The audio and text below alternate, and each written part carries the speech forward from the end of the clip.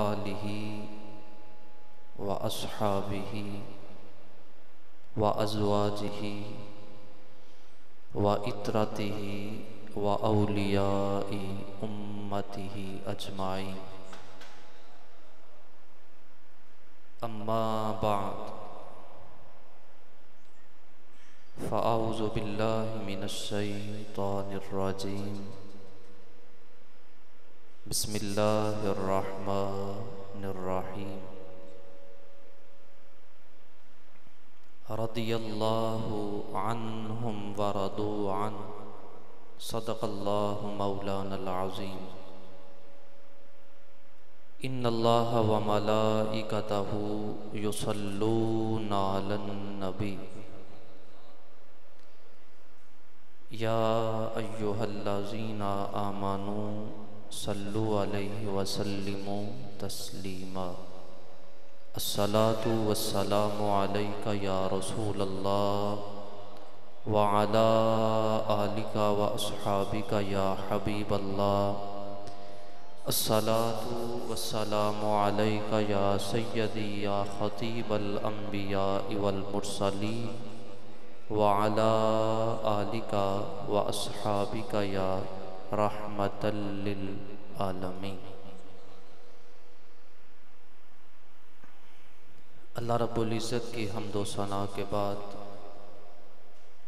दुरूद व सलाम ताजदार अंबिया सरवरे कायनात अहमद मुज्तबा जनाब मुहम्मद मुस्तफ़ा सल्लल्लाहु अलैहि व आलिहि व बारक वसल्लम आपकी अरमगान नियाज में अकीदतों और महब्बतों के फूल निछावर करने के बाद मुक़्तदर हाज़रीन व सामाईन,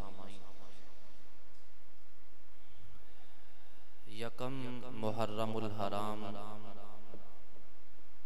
शहादते सय्यदुना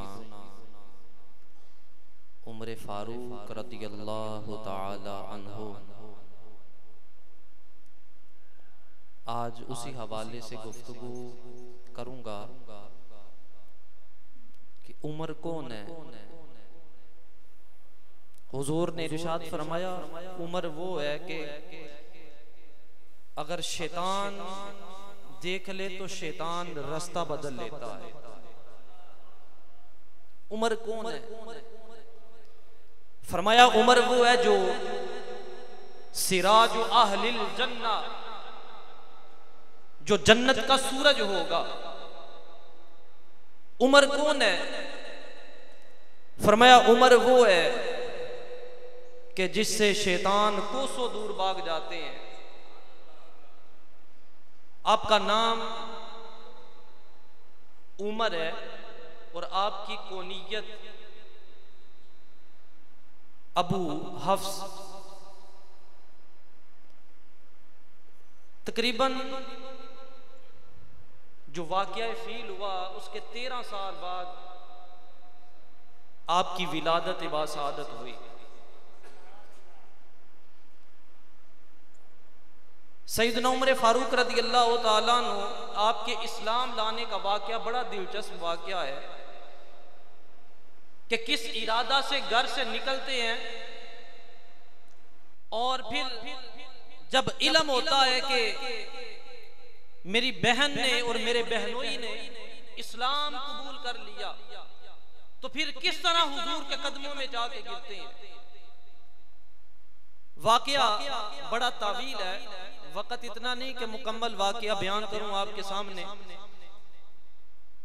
सैयदना उमर फारूक रदियल्लाहु ताला अन्हु मक्का पाक में है। अहले मक्का ने एक मीटिंग बुलाई, कुफारे मक्का ने, और कहा कि मुसलमानों की तादाद दिन ब दिन बढ़ती चली जा रही है, मुसलमान ताकतवर हो रहे हैं, कुफारो मुशरिकीन खाइब व खासिर और नाकाम हो रहे हैं, क्यों ना हम माज़अल्लाह मोहम्मद को कत्ल कर दें।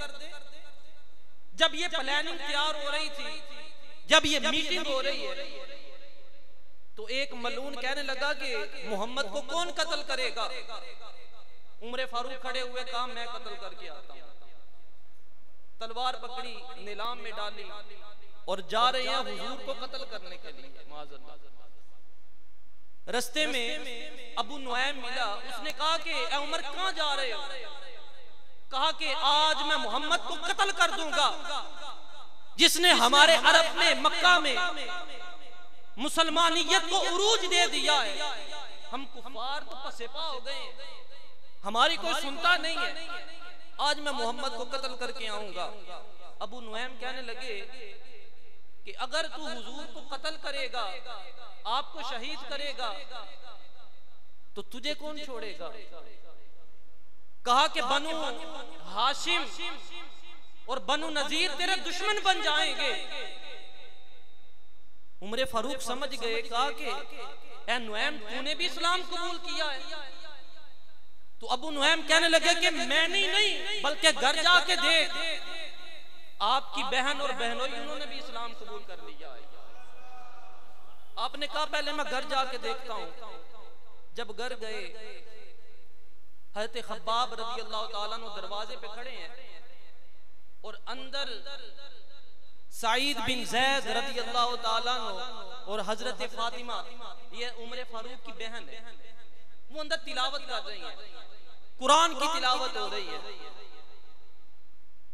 उमर फारूक आपने जाके दरवाजे पे दस्तक दी, कहा कि दरवाजा खोलो। दरवाजा खोला गया, आपने एक ना सुनी और कहा अंदर क्या कर रहे थे?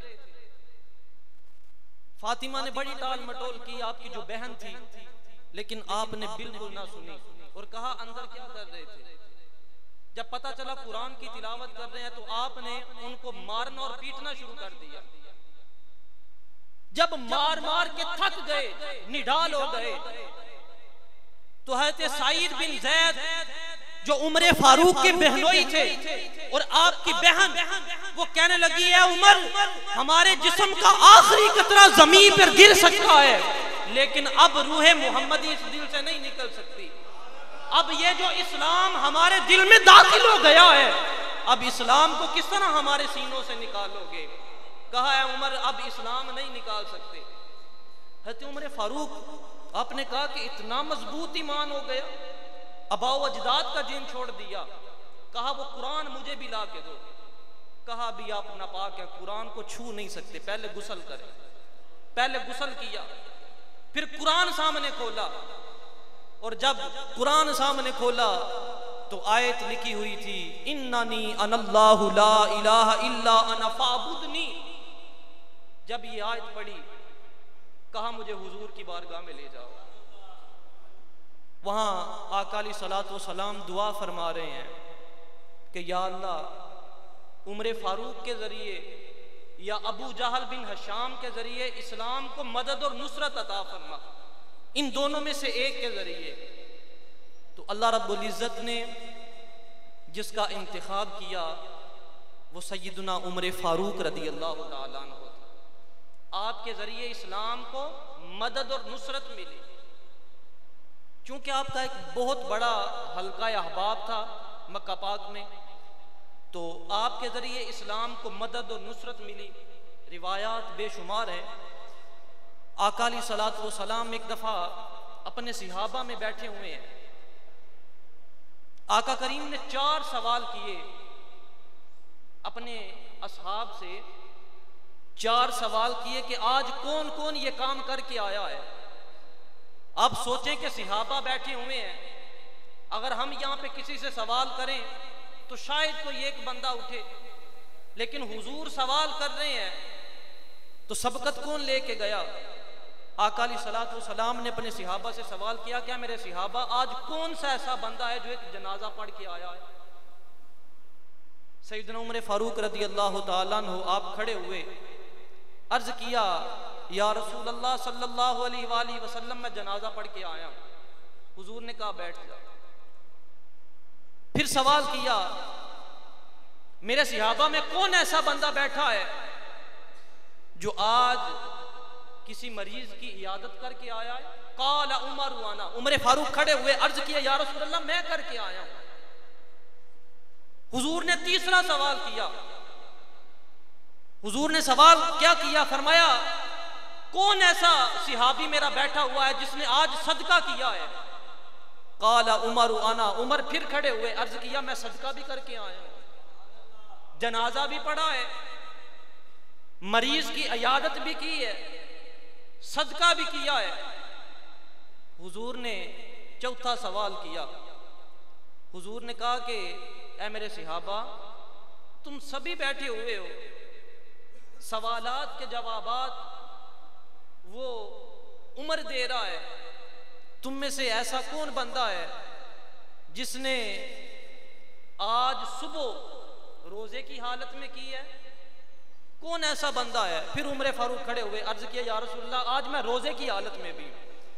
हुजूर ने इरशाद फरमाया वाजाबात वाजाबात वाजाबात, फरमाया कि ए उमर आज तुझ पे जन्नत वाजिब हो गई है, आज तुम पे जन्नत वाजिब हो गई है।